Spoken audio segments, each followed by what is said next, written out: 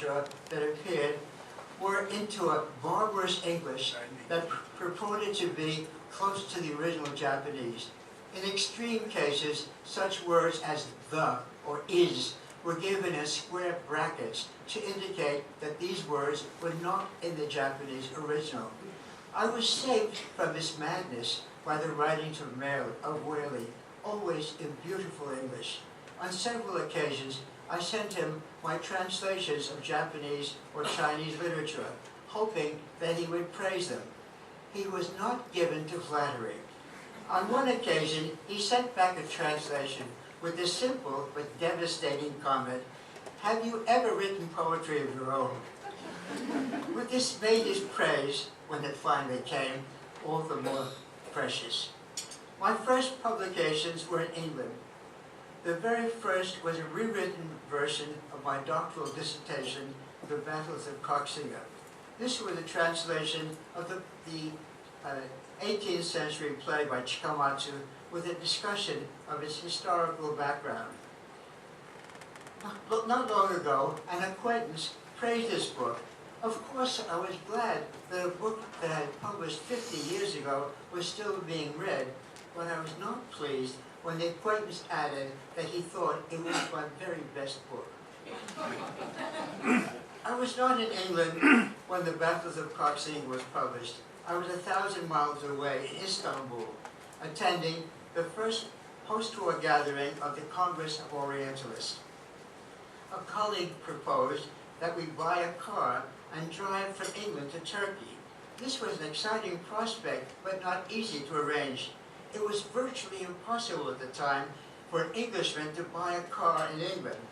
As part of the post-war austerity and the need for foreign currency, new cars were available only to foreigners. I was a foreigner and could therefore buy a car, but I didn't know how to drive.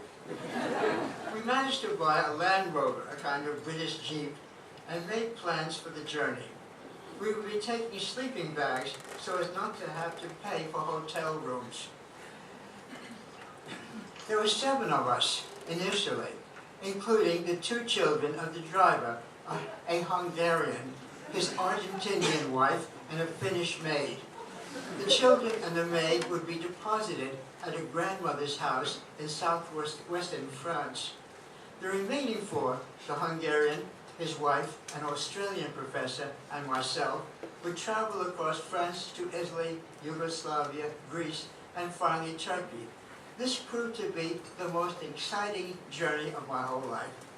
Just before I left England, I went to see Arthur Waley in London.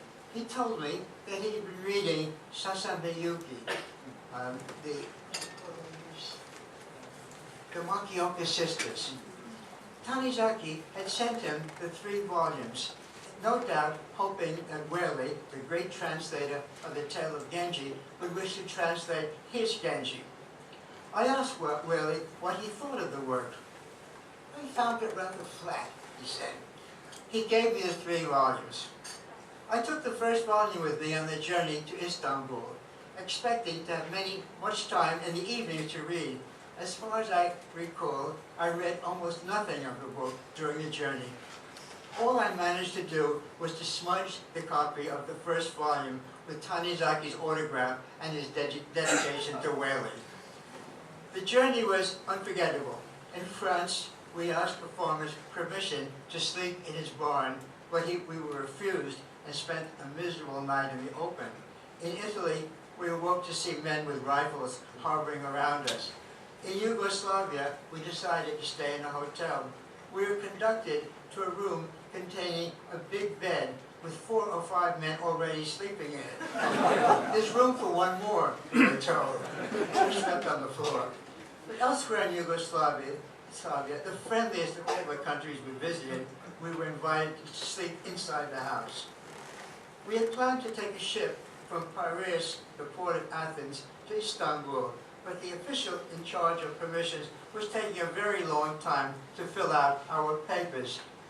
My Hungarian friend, exasperated, said in French that this would not happen in a civilized country.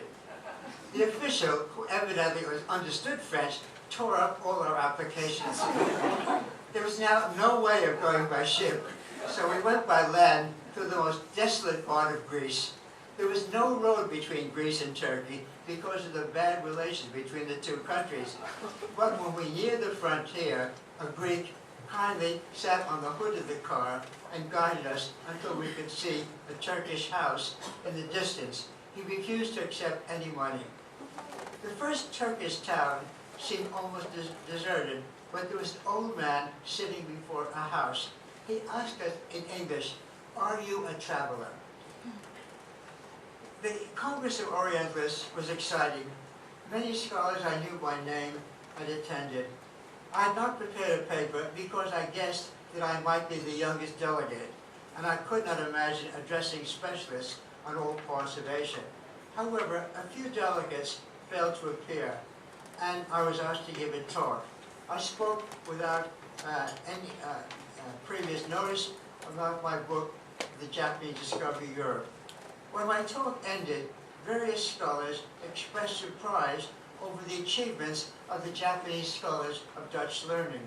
My impression was that although they were renowned scholars, that Asia for them consisted of Turkey, Iran, India, Central Asia, and China, and nobody had thought Japan was a subject of serious scholarly interest. Almost anything I might have said about Japanese history or culture would have come as a surprise to them. This was rather depressing, but it meant that the field was wide open for me. I had only one predecessor, Arthur Wehrle. After 5 fruitful and happy years in Cambridge, I was able to go to Japan. The occupation had ended, and I could at last realize my dream of studying